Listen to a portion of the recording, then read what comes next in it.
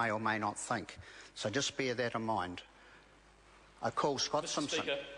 Mr. Speaker, it's a pleasure to stand and speak this afternoon in support of the Appropriation 2012-13 Estimates Bill, the 2012 budget. Mr. Speaker, it's a very fine budget, but before I go on to talk about the merits of the budget, I just want to spend a moment or two talking about the presentation from the last speaker. She, sir, represents all that was bad, wrong and evil with the previous 9 years of administration of Labor. The excess, the fiscal irresponsibility, the excess of spending, the borrowing to pay for things that we couldn't afford. They were our opponents, Mr. Speaker, who, on that side of the House, have opposed every single growth initiative that we have proposed on this side.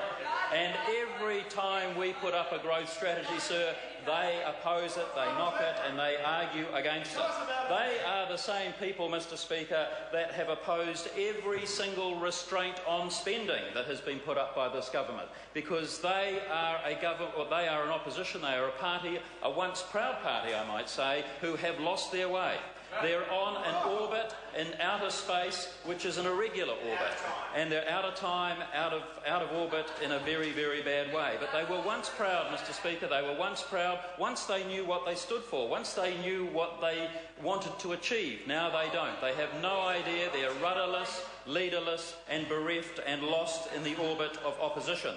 They are, Mr. Speaker, completely lacking in any credibility in terms of jobs, growth, responsible fiscal management, and under Labor, all that we would get would be more costs for businesses. So turning to Budget 2012, Mr. Speaker, this is a budget that invests in New Zealand's future. It's a budget that will stimulate the economy and will create jobs and opportunity for New Zealanders up and down the countryside.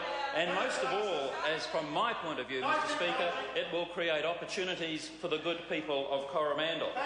And we're investing across the board over $4 billion worth of new spending taken from a zero budget, and that means there have been $4 billion worth of efficiencies gained somewhere, efficiencies in the government spending and investments. And that's a good thing. That's a good thing for the New Zealand taxpayer, and it's a good thing for the New Zealand nation as a whole. And this budget forms a very important part of the government's four-step plan.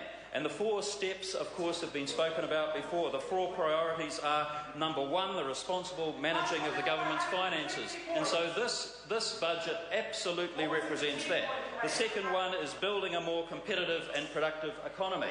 And we're absolutely doing that in Budget 2012. And then, of course, we come to delivering a better public service. And finally, the most really important one and the pressing one, the one that the Labor Party seem to have forgotten about, is the rebuild of Christchurch after the earthquake. Because on Planet Labor, they seem to have forgotten that there's been an earthquake. And they seem to have forgotten that there has been a global fiscal crisis of the worst sort that we've seen ever in our lifetimes. And so this is important. Labor borrowed to consume, they borrowed to spend, and they borrowed to live beyond our means. They borrowed our children's future. Inflation, Mr. Speaker, in my youth was the big fiscal bogeyman. In the early 80s, when I was first married and buying a house, inflation was the big monster that we had to worry about. Interest rates were running at about 18 or 19 or 20%. Now it's debt. Now it's debt that is the fiscal bogeyman. And it's debt that Labor doesn't seem to understand, that people do not want. This week, Mr. Speaker, I received a text message from a constituent. A text message from a constituent that read, "Have just renegotiated my mortgage downwards, new rate 5.35%, means a reduction," wait for this, Mr. Speaker, means a reduction of $2,000 PA for me and my family. All good. All good. And that really means, in tax-paid dollar terms, that's a huge saving to that family. That's an enormous payback of fiscal responsibility for that family. But I want to turn, Mr. Speaker, now just for a minute or two about what this budget means for the good people of Coromandel. because they will be listening, I'm sure, intently to this presentation, watching on their televisions and listening, as the member for Epsom would say, around their crystal sets this afternoon. And so this government has been very, very good in providing sound financial management and certainty for the people of Coromandel. One of the best things that's happened, of course, is that we built early, ahead of time and below budget, the new Kopu Bridge. And by this time tomorrow, Mr Speaker, tens of thousands of people will be crossing the new Kopu Bridge as they head onto the Coromandel Peninsula for the long weekend. And that is good news for them, and it's good news for us.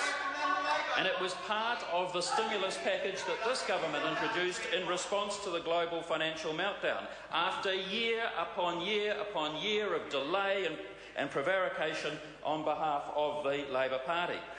Mr Speaker, another thing that has been very good that this government has assisted in terms of providing opportunity for the people of Coromandel is the newly opened Hauraki Rail Cycleway. 77 kilometres, Mr Speaker, of new exciting cycleway track from Thames to Pairoa, from Pairoa to Waihi, from Pairoa to Te Aroha. And in the first 3 years, Mr Speaker, it's projected that there will be something like 40,000 people travelling on that cycleway. Can you imagine the economic benefit? Can you imagine the economic benefit to a township like Te Aroha when 40,000 people turn up, and if only a few of them buy one single cup of coffee in Te Aroha? That is an enormous boost and opportunity for the financial well-being of Te Aroha. And so we have all sorts of good things. One of the most important ones is the rolling out of the ultra-fast broadband, because that's very, very important. The Rural Broadband Initiative. Fiscal responsibility means that we can, by being careful, roll this stuff out, and that means there can be opportunities for jobs and creation of business and all sorts of happy, wonderful things, not just in our schools and our libraries and our hospitals, but it means businesses. Businesses can grow. In Waihi, there are a group of draftsmen, architectural draftsmen, and I visited them recently and I went to see them and I said, how's business? Expecting them actually to say that business was a bit ho-hum. They told me business was booming. I said, what's happening? Booming. Business is booming. And business is booming because it's not that there's a great big building boom going on in Waihi. What's happening is that most of their customers are actually in Auckland or in Christchurch, Mr Speaker, and those customers are traded with via the internet, via broadband, fast, reliable, ultra-fast broadband. And they are refugees from Auckland, Mr Speaker. They are people who have come to Waihi for a better quality of life, where they can buy affordable homes, where they have reasonable rates, where their children can go to great schools, and where they can park their cars for free. And my invitation, Mr Speaker, to the people of Auckland who are being rated off their properties and out of their businesses by a mayor out of control who is inflicting 25% and 30% rate increases on the people of Auckland, my invitation to those people is come to the Coromandel.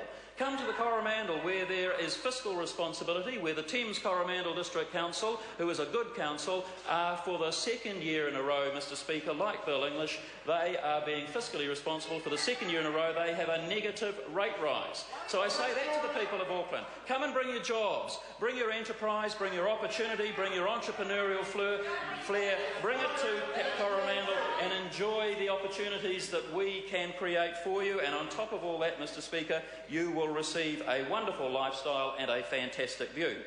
So coming back to Budget 2012, it's a good budget, Mr Speaker. It's a very good budget. It's a budget for the times. It's appropriate given the international climate. It's a very appropriate budget for New Zealand.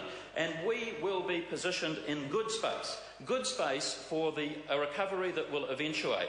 And it's through the prudent, fiscal, responsible leadership of Bill English and Prime Minister John Key and his very capable cabinet, not to say anything of his very good backbenchers. Those people will ensure that the country is kept on a stable footing with a bright future for one and all. Thank you, Mr Speaker. I call Moana Mackie. Thank you, Mr Speaker. What did children ever do to the National Party? That's what was